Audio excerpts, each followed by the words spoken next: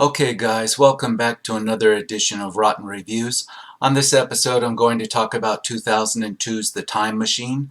It has a tomato meter rating of 29% and an audience score of 37%. It is certainly rotten, and looking back in time at the original version of this movie, the Time Machine from 1960, based on the novel by H.G. Wells, we have a 79% on the audience score and a 75% tomato meter. So we have to wonder what happened between the 1960 version of this adaptation and the 2002 version of this adaptation. Well, it certainly went rotten, and I would say that in this case, this 2002 adaptation of The Time Machine attempted to do too many things. It attempted to start out in what was clearly a love story. A love story was the primary purpose of this plot. It's what drove everything. And it was likable, it worked, it was serviceable, but then it went from becoming a love story to becoming some kind of half-assed action adventure with illogical plot. It should have stuck with the love story. It should have continued to use that to drive the story forward, and this would have been successful. But nope, it derailed into complete nonsense. Again, I liked it. At the beginning of this, I would have said, hey, it's working for me. It deserves a 60% on the audience score. It doesn't deserve to be rotten. But then as soon as I realized it had gone back way, way far back in time, a ridiculous amount of years, and had derailed into something totally different, yeah, I agree with this rottenness. I agree that it deserves its 37% audience score. Let's get right into the reviews, and let's start with one from October of 2019, meaning that it's only a couple of weeks old. 3.5 stars. I do not care what the so-called critics say. Personally, I liked the movie. Well, that's irrelevant. I'm looking for more opinion than that. 2.5 stars. It starts off with a good story and then completely changes gears. It's essentially two different movies mashed together at the halfway point. Now, I agree right off the bat. This was fine. It started off with a great premise in that H.G. Wells was driven to go back in time to save the love of his life. Instead, it completely switches it up and turns into some kind of cheap sci-fi monster movie. Total fail. If I had to give it stars, I would say that this is 1.5 stars. I really liked the concept when this character first went into the future and found that humans had essentially created our high-tech society, but then had made the mistake of hollowing out the moon in our hubris and turning the moon into some kind of golf course tourist attraction a la Disney World, which led to humanity's downfall. I really liked that, as preposterous as that seems when I explain it. But then from that point forward, it derailed the entire love story aspect and abandoned what it promised us at the beginning. Complete fail. 2 stars. Another remake for no reason. Well, the reason is to generate money, right?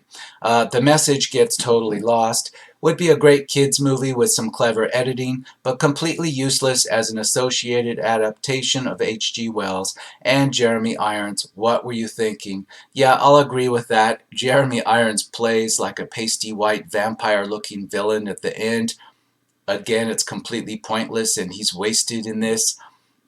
I guess he got a paycheck, but he did nothing to save this movie. 1 star. I'm just surprised that anyone, least of all someone who presumably attended film school and has better ideas even than the average mug like myself about the craft and history of cinema, even thinks it is worth the risk of remaking a true classic such as The Time Machine or Planet of the Apes or Stepford Wives, etc. You'd have to have some serious credit as a director to risk it, and too many attempt it without any such thing. Just made me want to watch the original again to get the bad taste. Yeah, I'll agree. You need to be a special type of skilled artist in Hollywood to pull off a remake of anything iconic like The Time Machine or Planet of the Apes or The Stepford Wives, what this reviewer mentioned. I agree 100%. In the case of those three franchises, only Planet of the Apes has managed to succeed in doing this, and that was after a couple of failed attempts in the years before that successful attempt. This is very risky, I agree, but this isn't an explanation on why this film failed.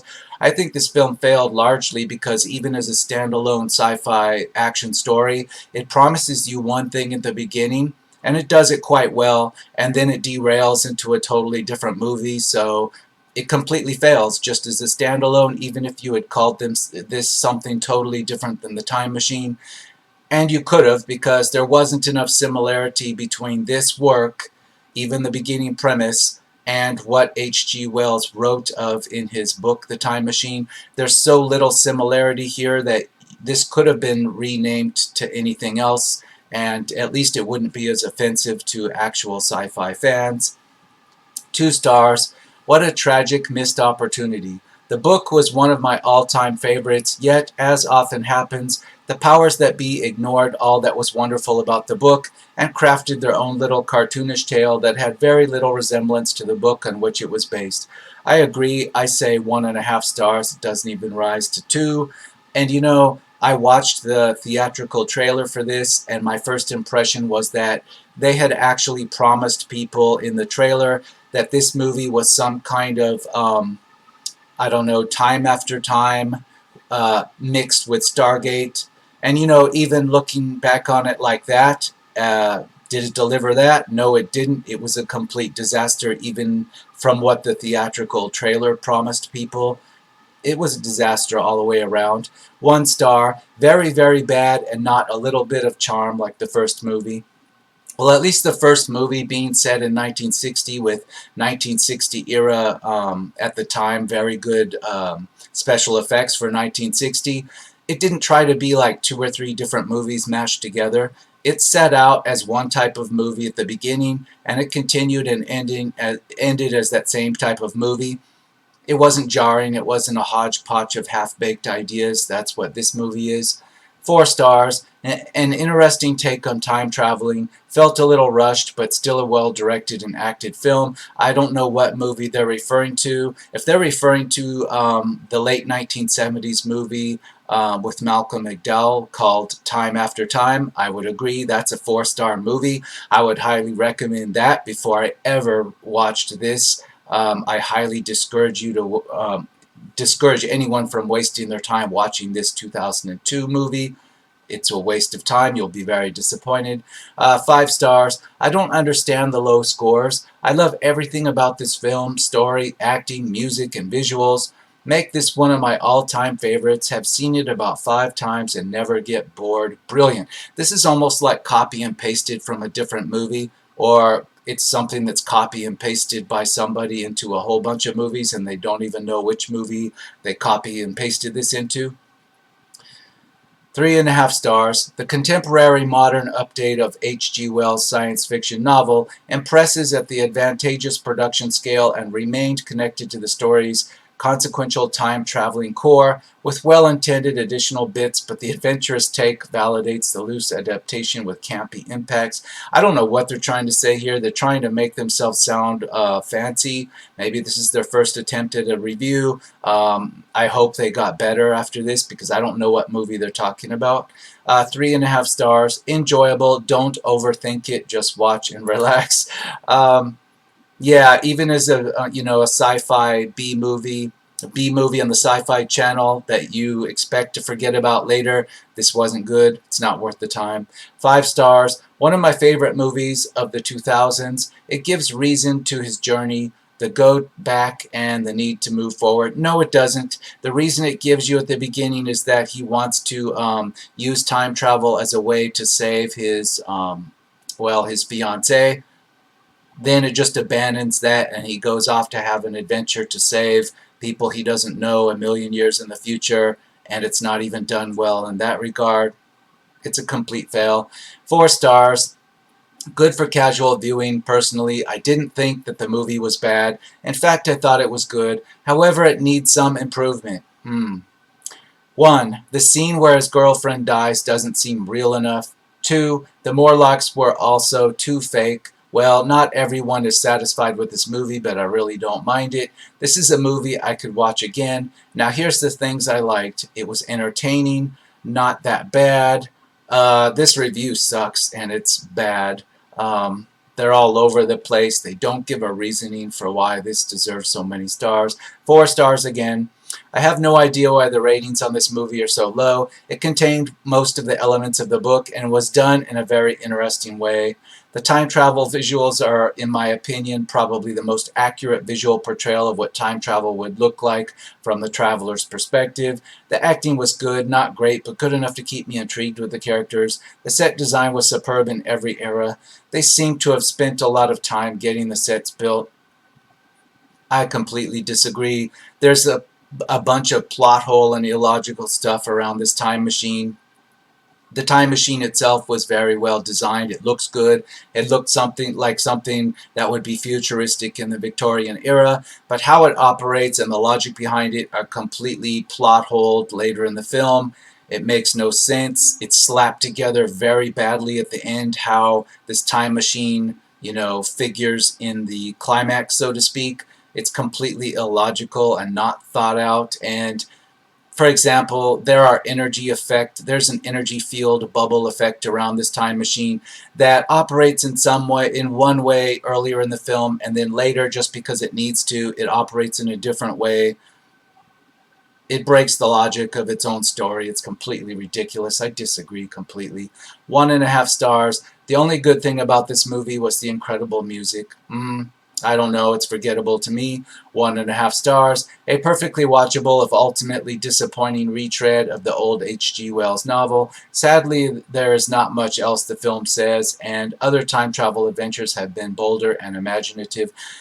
First of all, I disagree that this is any kind of retread of the H.G. Wells novel, only in the in the fact that they call it the time machine and the character is H.G. Wells. Otherwise, there is absolutely nothing here to associate it with the original. Oh, and they call the monsters, the sci-fi monsters at the end, they call them Morlocks.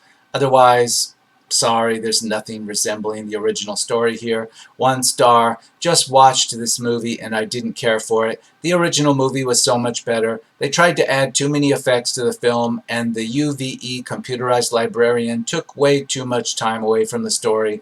Also did not care for the meeting of the minds with the head Morlock. In the original movie, the Morlocks just took in their prey. There was no logic behind it, and I think it was time wasted. Also too much time spent on chase scenes. The ending of the movie sucked. Yeah, there's a lot of good points in this review. Right off the bat, the computerized librarian played by, I believe that is Orlando Jones. It was a cool concept, but it wasted a lot of time and it didn't have a lot to do with the progression of the plot. It just filled time. Also, yeah, the bad guy, the head Morlock at the end, he actually becomes a little bit too sympathetic to be a villain, explains logically what he's trying to do, and then it's kind of off-putting because the main character of the story just decides to kill him when, this Morlock genius evil villain had decided that, hey, I'm going to let you go and you go do your own thing. And then he decides to kill him. It was really weird and nonsensical. Not only did your main villain turn out to be not a bad guy, but be a completely reasonable guy that actually wasn't a villain, and then you decide as the hero of the story to just waste time trying to kill him for what reason exactly? And none of this has to do with the reason you went back in time to begin with, which was to save your fiancée. What part of this end part of the movie where he's there to just defeat this Morlock for some reason, how does this save his fiancée or have anything to do with that? It's complete stupidity. 2.5 stars, great concepts, great special effects, but forgettable.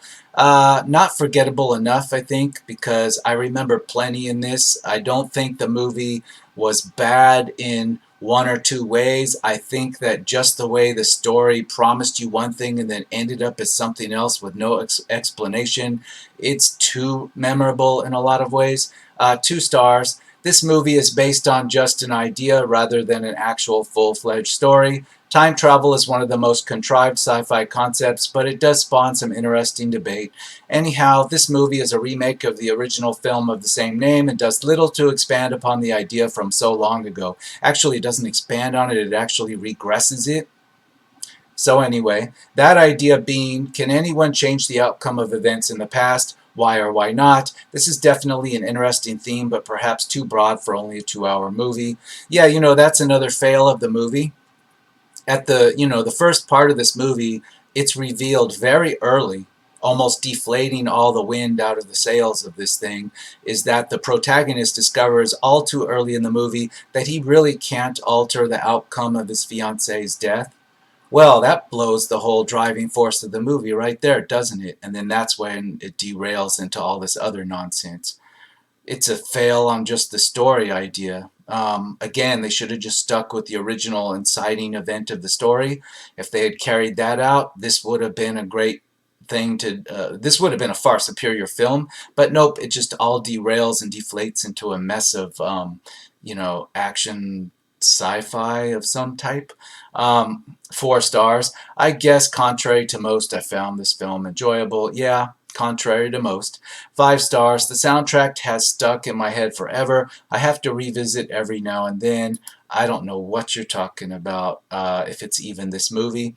2.5 stars. It just wasn't very interesting. Never saw the original, but thankfully it wasn't too long. Oh, the original is entertaining. I saw it as a little kid, even though I had seen it like 20 years after it was produced. As a kid, I found it entertaining. You just overlook the fact that the effects at the time weren't, they were dated. Otherwise, that story holds together and it's interesting. It keeps you wondering what's going to happen. This one's completely just nonsense. 3 stars. I enjoyed this sci-fi film based on the novel by H.G. Wells. I wish the film had a little bit more storyline for some of the scenes depicting the main character traveling to the future. Yeah, because there wasn't a story. It just like derailed. All the tension was lost at the beginning, and then it just derailed into nonsense. 1.5 stars. The Time Machine is another generic sci-fi thriller. That it's so bad it's good. No, it's not. There's nothing so bad about this that it's worth pointing out or it's worth watching again while you're drunk. No, it's not even like that. It's just really stupid. 5 stars. An underrated film which I found very enjoyable. It's a new take on the novel by H.G. Wells, which IMO is even better than the book.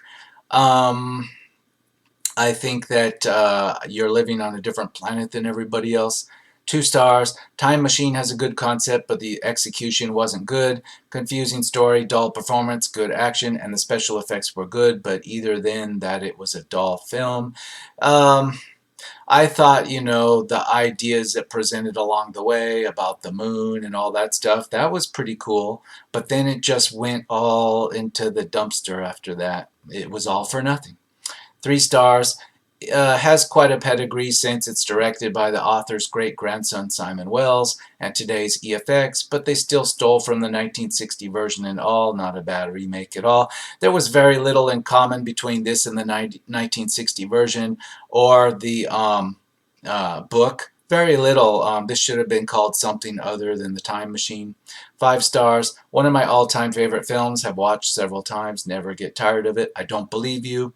2.5 stars. It's muddled and has tone shifting issues, but it's worth the watch to see Jeremy Irons as a Morlock. Completely disagree. This is a review from 2016, but being in 2019, I have to comment on Jeremy Irons' newest work, which is in the HBO series Watchmen. He's more watchable there than he is in this, and believe me, there isn't much there in Watchmen either, but that's better than this. This is just a mess of, in pertaining to Jeremy Irons, he has like 10 minutes in this, and it's all exposition, and while he convinces you that he's not really a villain, and what's the point again? There isn't one. 3.5 stars. I guess I enjoyed this movie more than most did. It wasn't perfect and had lots of potential, but it's still a very solid sci-fi flick. No, it's not. 3 stars. What if 3 stars. This is a movie that makes you think about how short 120 minutes are. What if a movie could be longer? Would it be more developed? Then what was it? A lot of things were way underdeveloped, but I don't think it will diminish the entertainment. Well, obviously, it did, because the audience says this is rotten, and you have 3 stars, but all you're saying is, well, what if this was even more than, no, what if this, I don't know, what if this was more than 120 minutes? What are you trying to say? I don't know. Some of these reviewers, they're not telling you anything. They're wasting a lot of energy typing out words strung together. 4 stars. I really liked this movie. I thought it brought an unexpected adventure, and it definitely wasn't as recognized as it should have been. It starts out in the early 19th century as a love story, then turns into a wild adventure. It has futuristic characters and sci-fi scenes and movie monsters that came out of the blue. In my eyes, this was a hidden gem. Well, you've just described the problems with this movie. It starts out as a love story and then turns into a wild adventure. Well, the adventure's not even wild, it's just boring. And if it starts out as a love story, perhaps it should finish as a love story. Just a thought there. That would be, advice on keeping the movie from becoming rotten. 1.5 star. Does not know what genre it wants to be and just unravels in the middle. Yeah, exactly. Perfect. Very short and to the point and perfect on that review. 2.5 stars. Good first 1/3 of movie. Turn of the century New York City. Near future New York City. Rest is a mess. Jeremy Irons and Alan Young cameos. Orlando Jones as Vox 114. They're bringing up something else I'll nitpick about this. This is a British character. He speaks with British English. So does his fiance, I believe. Jeremy Irons has his British accent too, even as a Morlock a million years in the future. Now, however, this movie for some reason is set in New York City, yet all the characters are British and speak with British accents. Excuse me. When this movie starts out and it shows H.G. Wells, this character, and his side characters in that time period, they all have this British personality thing going on. They dress like they could be in London, yet this takes place in New York City. There's quite a disconnect there that the movie doesn't attempt to explain. It's very strange, but again, that's the least of this movie's problems. People could have just breezed right through that if this had not derailed into something that wasn't promised by the opening 10 minutes. Okay, 5 stars. Beautiful visuals, beautiful music, great acting, and much better than the wordy 1960s film. I disagree. The 1960s film was not wordy. It moved along just fine, so they haven't even seen it, obviously. 2 stars. I rather watch Around the World in 80 Days. This film lacks the real vision of the writer. Well, this film is nothing like the book. It's not even related, other than the title is called The Time Machine, and the villains are called the Morlocks. Otherwise, there's nothing similar here. 3 stars. Interesting conceptually, though it seems one might have needed to read the book to fill in some blanks. No, if you read the book, it's just going to make it worse, trust me. 1 star. This movie is the pits because it is flagrantly inconsistent with the book, ranging from having the Morlocks come out in broad daylight to having the moon break up. In the book, the Morlocks were relegated by night, and their eyes were easily bothered by the lighting of matches, and the moon remained in one piece. This film is also an insult to the book. Read the book, then we can talk. Yeah, he's saying the same thing I did. Don't think you're going to read the book and that's going to help you with this. It's going to piss you off. 3 stars. I kind of enjoyed it. It's different and bizarre. Okay, it's different and bizarre, but not enough to enjoy it. 3 stars. Definitively asinine while remaining wholly enjoyable. Disagree. 2 stars. 39%. The twist is finally done, and the creative license is rather interesting. But this remake adaptation has visuals far too glamorous, overshadowing its characters and the novel's intelligent premise. I'll say yes, the future version of New York with the holographic character and etc. It did overshadow the whole tone set out in the first part of the movie, and it doesn't fit with the later part of the movie. Yeah, it does stick out as overpowering everything else. Again, another fail in storytelling. 2.5 stars. Great till he gets to the future. Yeah, as soon as he goes into the future, he forgets all about the reason why he invented the time machine to begin with, and just decides that, my fiance, who cares? There's this cool thing with these Morlocks. What? Makes no sense. Half a star. Why H.G. Wells' masterpiece like this? Yeah, why did they piss on it like this? They just figured it was a cheap cash grab. I don't know if this actually made profit. I don't care to find out. My thought is that perhaps worldwide it did before people figured out how bad it was. 5 stars. I thought this movie was great. No, it doesn't go into depth as much as it should have, but if you are already imaginative and deep, just let your mind do the work.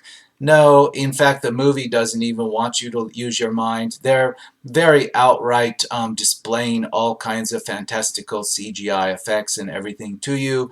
No, the movie expects you to take this literally. It doesn't want you to fill in anything with your imagination. I'm not saying that's a bad way of doing a movie. I'm just saying that this movie isn't one of those movies that it wants you to leave things to your imagination. Trust me. 2.5 stars. It's like the original, except with shitty acting and story, and it's nothing to do with the original. Yeah. 5 stars. I thought it inspired the imagination. Well, maybe as a young kid this would, because yeah, all sci-fi in some way can inspire your imagination, but as a standalone movie, this thing's garbage. 3 stars. Well, I enjoyed it despite the poor reviews. Okay. 2.5 stars. A good watch, no pun intended, but not as good as the original. Then again, what is? Well, yeah, this has been stated before in these reviews. Before you try to remake something as iconic as The Time Machine, and unless you're looking for a Razzie Award, you better know what the hell you're doing and what you're taking on, right?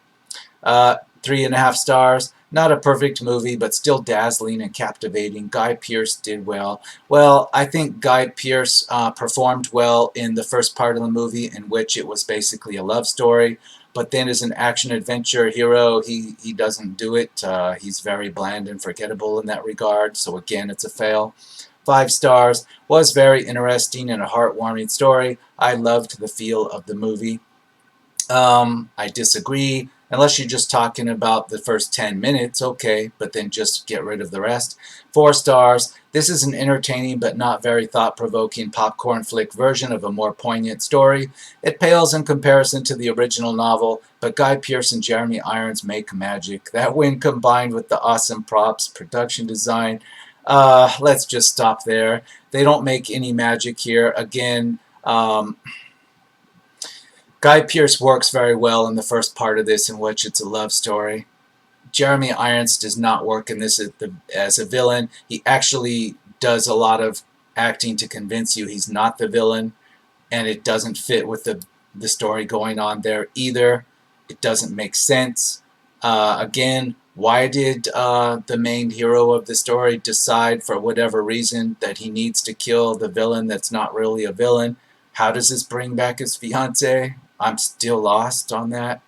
1 star. Film full of potential, but is an awful train wreck. The Time Machine is one of those films that has an ambitious idea, but wastes it due to the fact that the script is lazily written, the cast, though impressive, just doesn't deliver anything great, and the film feels tiresome, strained, and unimpressive. I really wanted to enjoy the film and thought the idea was good, the execution was poor. I really hated the finished film, and this is a forgettable affair that is a pure waste of time. I agree.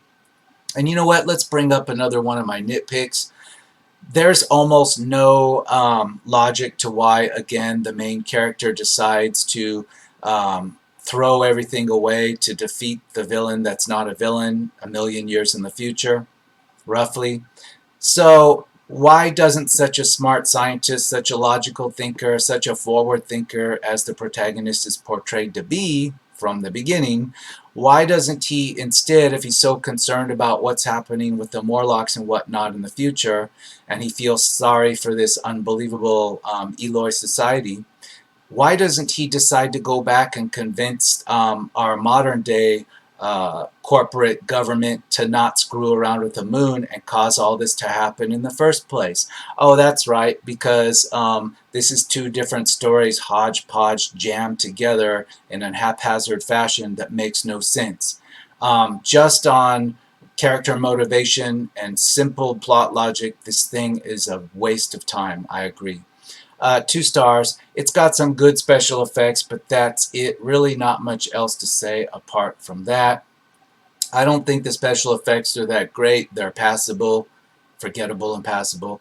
1.5 star. The morale of this excuse of a remake is that if it ain't broke, don't fix it.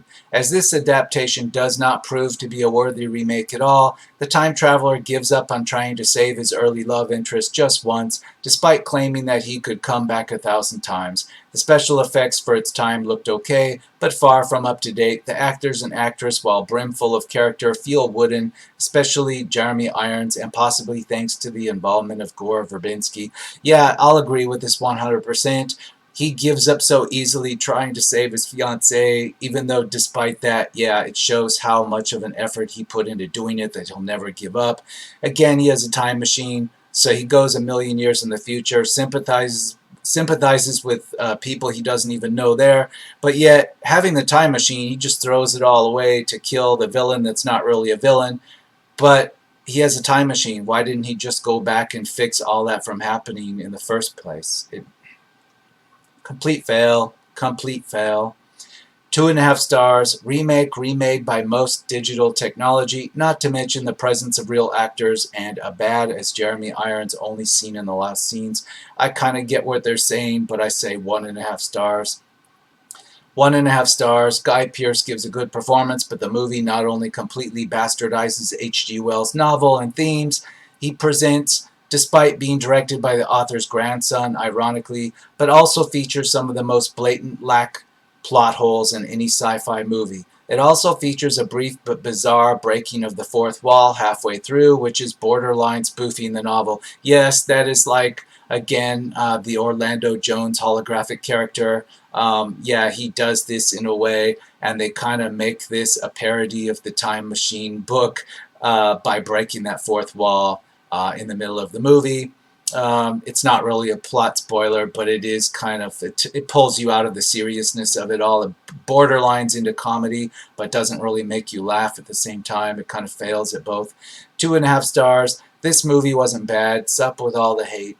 The hate is from people that expected something serious, and it's obvious the screenwriter wasn't even taking this serious. They just gave up halfway through. 1 star. Horrible big screen version of the time-traveling tale by H.G. Wells. A troubled production did not help this mess, which is really all it is. I don't know if there was a troubled production, but it's like they had a good idea and they just gave up. Like, kind of like the main character. They just like tried once, half-assed, tried once, gave up, and just phoned it in the rest of the time. That's what the main character does. He just gave up real easy, and it just derailed.